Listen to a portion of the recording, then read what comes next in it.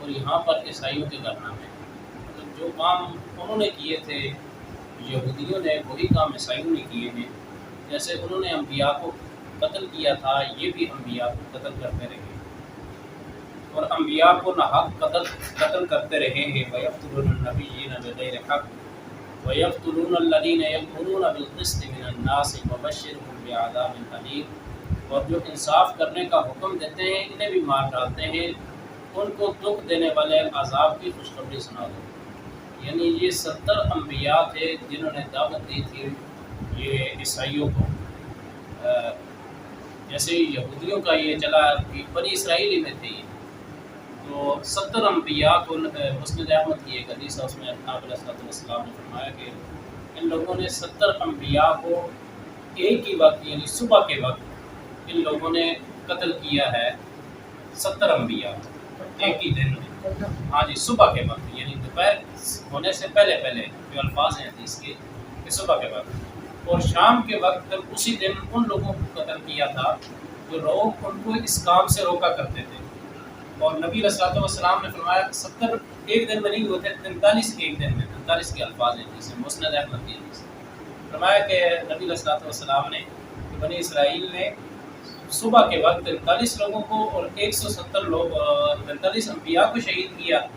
اور شام کے وقت یعنی اسی دن شام کے وقت 170 ان لوگوں کو شہید کیا جو لوگ ان کو اس کام سے روکا کرتے تھے. یعنی کہ اسی کا ذکر اللہ رب العزت یہاں فرما رہے ہیں. اور جو انصاف کرنے کا حکم دیتے ہیں انہیں بھی مار ڈالتے ہیں ان کو دکھ دینے والے عذاب کی خوشخبری سنا دیں. یعنی اب ایک ایسی بات ہے دردناک خبر ہے اور فرمایا یہ خوشخبری ہے ان کے لیے جو انہوں نے کام کیا اس کا ان کو بدلہ پورے کا پورا ملے گا. دنیا کے اندر بھی اللہ ذلت اور رسوائی ان کا مقدر بنا دیں گے اور آخرت کے اندر بھی اللہ نے ذلت اور رسوائی ان کا مقدر رکھی ہے اور دکھ دینے والا عذاب اللہ نے ان کے لیے رکھا ہے. اولئک الذین حبطت اعمالهم فی الدنیا والآخرہ. یہ ایسے لوگ ہیں جن کے اعمال دنیا اور آخرت دونوں میں برباد ہیں. یعنی یہ جو اچھے کام کرتے ہیں ہمارے مسلمان بھی کہہ دیتے ہیں وہ ہم سے لاکھ درجے اچھے ہیں جی. جو بھی ہو جائے اللہ ان کے اعمال کو برباد کر دیں گے. وجہ یہ ہے کہ وہ ایمان نہیں لائے اور انبیاء علیہ السلام ظاہر ان کے آباء و اجداد نے کیا اور یہ انہی کے نقش قدم پر ہیں تھے. یا آج بھی جتنے بھی مطلب دین اسلام کو یہ نقصان پہنچانا چاہتے ہیں اپنے آباء و اجداد کے نقش قدم پر ہیں. یہ کوئی الگ سے تو نہیں آئے یہ انہی کے نقش قدم پر ہیں اور ان کے اعمالوں کو اللہ تعالیٰ دنیا اور آخرت کے اندر برباد کر دیں گے. وما لهم من ناصرین. اور قیامت کے دن ان کا کوئی مددگار نہیں ہوگا. الم تر الی الذین اوتوا نصیبا من الکتاب. بھلا تم نے ان لوگوں کو نہیں دیکھا جن کو کتاب اللہ یعنی تورات سے برآمد کیا. یدعون الی کتاب اللہ. تو کتاب اور وہ اس کتاب اللہ کی طرف بلائے جاتے ہیں یعنی ان لوگوں کو اللہ کی کتاب کی طرف بلایا جاتا ہے. لیحکم بینہم.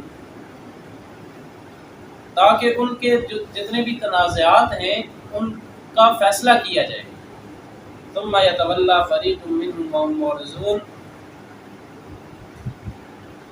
تو ایک فریق ان میں سے وہ معترض ہے یعنی اعتراض کرتا ہے کہ یہود و نصارہ کا جو مطلب یہی وہ واقعہ ہے جو انبیاء کو انہوں نے قتل کیا پھر اللہ کے احکامات ان کو پڑھ کر سنائے. اور یہ دوسرا فریق جو قتل کرنے والا ہے وہ معترض ہے. وہ کہتے ہیں ہم نہیں مانتے ہم نے تو قتل ہی کرنا ہے انبیاء علیہ السلام کو نہ قتل. ذلک بأنہم قالوا لن تمسنا النار الا ایاما معدودات. یہ اس لیے کہ یہ اس بات کے قائل ہیں کہ دوزخ کی آگ ہمیں چند روز کے سوا نہیں چھو سکے گی. یہی وہی یہودیوں کا تھا. سورہ بقرہ کے اندر ہم نے اس کو پڑھا ہے. وہ بھی یہی کہتے تھے کہ ہم 7 دن یا 10 دن یا 15 دن ہم رہیں گے وہ جہنم کی آگ میں تو ہمیں نکال دیا جائے گا تو پھر ہم بچ جائیں گے. ایک تو ان کا یہ عقیدہ ہے. دوسرا ان کا عیسائیوں کا یہ عقیدہ ہے کہ اگر سے یہ عیسائی کرتے ہیں کہ وہ مردے کو جلا دیتے ہیں. نہیں وہ پارسی کرتے ہیں. وہ پارسی کرتے ہیں مردے کو جلا دیتے ہیں. مردے کو جلانا. مردے کو ہندو جلاتے ہیں. اچھا ہندو کرتے ہیں. عیسائی اسرائیل کا یہ عقیدہ کہ ہمارے کچھ 5-6 دن ہم نے جہنم میں رہنا ہے یا 10 دن ہم نے جہنم میں رہنا ہے. آپ نے گناہوں کی سزا بھگت کے ہم نے نکل کے آ جانا ہے. یہی یہودیوں کا عقیدہ بھی ہے. یہی انہیں کا عقیدہ ہے. قرآن بھی یہ بتا رہا ہے یہودیوں کا بھی اور عیسائیوں کا بھی. یہ کہتے ہیں وہ جیسے سورہ بقرہ میں کہا کہ الا وقال لن تمسنا النار الا ایاما معدودات، کہ ہم تو جہنم میں نہیں جلیں گے مگر 5 6 7 دن، بعض میں 10 دن کہتے تھے، بعض 15 دن، لیکن وہ چند دن ایام معدودات، بالکل تھوڑے دن ہم جہنم میں رہیں گے۔ اور ہم وہ مسلمانوں کو کہنا دیا کرتے تھے وہ یہودی کہ جہنم تو آپ کے لیے بنی ہے، آپ تو اس میں ہزاروں سال رہیں گے، ہم تو نہیں رہیں گے۔ وَغَرَّهُمْ فِي دِينِهِمْ مَا كَانُوا يَفْتَرُونَ، اور جو کچھ یہ دین کے بارے میں بہتان باندھتے رہے ہیں اس نے ان کو دھوکے میں ڈال رکھا ہے۔ یہ عیسائی اور یہودی جتنے بھی دین کے بارے میں بہتان باندھتے ہیں، مطلب وہاں پہ یہ ذکر ہوا تھا کہ ان کے پاس اس چیز کی کوئی دلیل نہیں ہے کہ یہ تھوڑے دن رہیں گے، یہ تو اپنے آپ سے انہوں نے ایک بات بنائی کہ ہم تو تھوڑے دن رہیں گے۔ ان کی کتاب میں تو یہ بات نہیں لکھی تھی کہ یہ تھوڑے دن رہیں گے، انہوں نے اپنے آپ سے یہ بہتان باندھا۔ فَكَيْفَ إِذَا جَمَعْنَاهُمْ لِيَوْمٍ لَا رَيْبَ فِيهِ، تو اس وقت کیا حل ہوگا جب ہم ان کو جمع کریں گے، یعنی روز قیامت جس کے آنے میں کچھ شک نہیں ہے۔ وَوُفِّيَتْ كُلُّ نَفْسٍ مَا كَسَبَتْ وَهُمْ لَا يُظْلَمُونَ، اور ہر نفس اپنے اعمال کا پورا پورا بدلہ پائے گا اور ان پر ظلم نہیں کیا جائے گا۔ وہی بات اللہ رب العزت بار بار دہرا رہے ہیں، جس نے جو عمل کیا، جو یہاں بوئے گا وہ وہاں کاٹ دے گا، جو عمل یہاں کرے گا اس کا بدلہ اس کو وہاں دے دیا جائے گا۔ اگر کسی نے اچھا عمل کیا تو اس کو بھی پورا کا پورا بدلہ ملے گا، اگر کسی نے برا عمل کیا تو اس کو پورا کا پورا بدلہ ملے گا۔ ظلم اور زیادتی کسی کے ساتھ نہیں کی جائے گی۔ یہ نہیں کہ کسی نے تھوڑا عمل کیا اور اس کو زیادہ سزا مل جائے، یا تھوڑا عمل زیادہ کیا ہے تو اس کو تھوڑا ثواب ملے، ایسا نہیں ہے۔ جو جتنا کرے گا وہ اتنا بھگتے گا، لیکن وہ اس حساب سے بھگتے گا جس نے جس حساب سے کیا ہے۔ قُلِ اللَّهُمَّ مَالِكَ الْمُلْكِ تُؤْتِي الْمُلْكَ مَن تَشَاءُ وَتَنزِعُ الْمُلْكَ مِمَّن تَشَاءُ، کہہ دو کہ اے اللہ، اے بادشاہی کے مالک، تو جس کو چاہے بادشاہی بخشے، وَتَنزِعُ الْمُلْكَ مِمَّن تَشَاءُ، اور جس سے چاہے بادشاہ تو چھین لے۔ یعنی یہ بنی اسرائیل کا یہی تمنا ہوتی تھی کہ یہ ان لوگوں کو انبیاء کیوں بنا دیا ہے جو ہم سے دنیاوی لحاظ سے کم تر ہیں، ہمیں سرکاری تو ہمیں ملنی چاہیے تھی۔ یہود و نصارہ کے درمیان یہ تنازع بہت عرصہ تک چلتا ہے، کیونکہ اب بھی یہ تنازعات تو یہی چل رہے ہیں نا، دنیا کے اندر بادشاہ کون، سپر پاور کس کے پاس آ رہے ہیں، تنازعات تو اب بھی یہی چل رہے ہیں اور یہ چلتے آ رہے ہیں۔ ان کی نظر میں یہ نہیں ہے کہ کون اچھا ہے ملک کے لیے، کون دنیا کے لیے اچھا ہے، کون، یہ نہیں ہے۔ وہ اپنے ایک خاندانوں کے خاندان اور یہی چلتے آ رہے ہیں، بادشاہی نظام میں یہی ہے۔ تو یہ تو اللہ پر ہے کہ جس کو چاہے وہ بادشاہی دے دے، جس سے چاہے وہ چھین لے۔ بادشاہ سے مراد ایک تو ہے پورے ملک کی بادشاہ، ایک اللہ رب العزت نے عہدے رکھے ہیں، یہ بھی ایک اللہ رب العزت نے یہ سمجھے کہ آزمائش میں ڈالا ہے ہر بندے کو، عہدہ دے کر بھی اللہ تعالیٰ آزماتے ہیں، عہدہ لے کر بھی آزماتے ہیں۔ کسی بھی کام میں آپ ہیں، کسی بھی جگہ پہ ہیں، تو اللہ رب العزت نے آپ کو وہ جیسے حدیث اعلیٰ کلکم راع وکلکم مسئول عن رعیتہ، کہ آپ سارے کے سارے جو ہے وہ حاکم ہیں، اور آپ کو جتنا حاکم بنایا گیا ہے جتنے لوگوں پر، تو فرمایا کہ قیامت کے دن ان کے بارے میں آپ سے سوال کیا جائے گا۔ یعنی آپ گھر میں ہیں، گھر کے سربراہ ہیں، تو نیچے جتنے ہیں وہ آپ کی قوم ہے، آپ کی رعیت ہے، اس کے بارے میں آپ سے سوال کیا جائے گا۔ آپ کسی بھی جگہ پہ ہیں، آپ کے نیچے کچھ بندے کام کر رہے ہیں، وہ آپ کی قوم ہے، ان کے بارے میں آپ سے سوال کیا جائے گا۔ وَتُعِزُّ مَن تَشَاءُ وَتُذِلُّ مَن تَشَاءُ، اور جس کو چاہے عزت دے اور جسے چاہے وہ ذلیل کر دے۔ یہ اللہ رب العزت کا کام ہے۔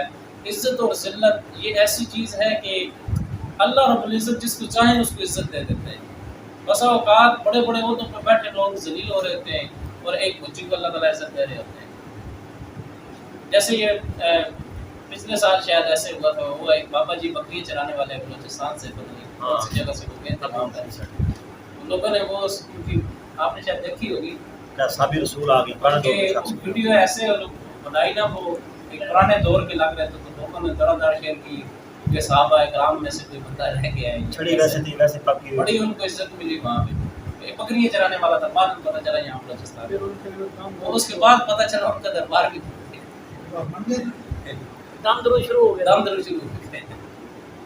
بہرحال عزت اللہ تعالیٰ جس کو چاہیں وہ عطا فرما دیتے ہیں، جسے چاہیں اللہ تعالیٰ ذلیل کرتے ہیں، یہ کسی کے ہاتھ میں نہیں ہے۔ بیدک الخیر، ہر طرح کی بھلائی تیرے ہی ہاتھ میں ہے، یعنی اللہ کے ہاتھ میں ہر طرح کی بھلائی. انک علی کل شیء قدیر، بے شک وہ ہر چیز پر قادر ہے. تولج اللیل فی النہار وتولج النہار فی اللیل، تو ہی رات کو دن میں داخل کرتا ہے اور تو ہی دن کو رات میں داخل کرتا ہے. یعنی دن سے رات کو بدلنا اور رات سے پھر دن کو بدلنا، تبدیل کرنا، یہ اللہ رب العزت کے کام ہے. وتخرج الحی من المیت وتخرج المیت من الحی، اور تو ہی بے جان سے جاندار کو پیدا کرتا ہے اور تو ہی جاندار سے بے جان کو. یعنی انسان کو اللہ تعالیٰ نے پیدا کیا، ایک جاندار سے بے جان کو پیدا کیا، اور پھر ایک یہ جاندار کو اللہ تعالیٰ نے بے جان کر دیا، اور پھر یعنی باپ کو پیدا کیا، باپ سے بیٹے کو، بیٹے کو پھر اللہ نے باپ بنا دیا. یہ سمجھے کہ بیج سے اللہ تعالیٰ دانہ نکالتا ہے اور یعنی اناج نکالتا ہے، اور اسی اناج سے پھر اللہ تعالیٰ بیج نکالتا ہے. یہ اللہ تعالیٰ کی ایک سیب ہے، اللہ رب العزت نے اس کو ایک بیج سے پیدا کیا، اس سیب کے اندر پھر اللہ تعالیٰ نے ایک بیج رکھ دیا، اور بیج سے پھل نکالنا اور پھل سے پھر بیج نکالنا یہ اللہ رب العزت کے کام ہے. اس کے علاوہ کوئی اور نہیں کر سکتا، کسی اور کے ہاتھ میں نہیں. وَتَرْزُقُ مَن تَشَاءُ بِغَيْرِ حِسَابٍ، اور اللہ تعالیٰ جس کو چاہتا ہے بے شمار رزق عطا فرماتا ہے، اور رزق ویسے بھی اللہ تعالیٰ کے ہاتھ میں ہے، یہ کسی اور کے ہاتھ میں نہیں ہے. تو یہ تغیر اور تبدل، یہ ایک چیزوں کا بدلنا، حالات کا بدلنا، یہ اللہ رب العزت کے ہاتھ میں ہے، اور اللہ رب العزت ہی بدل سکتا ہے.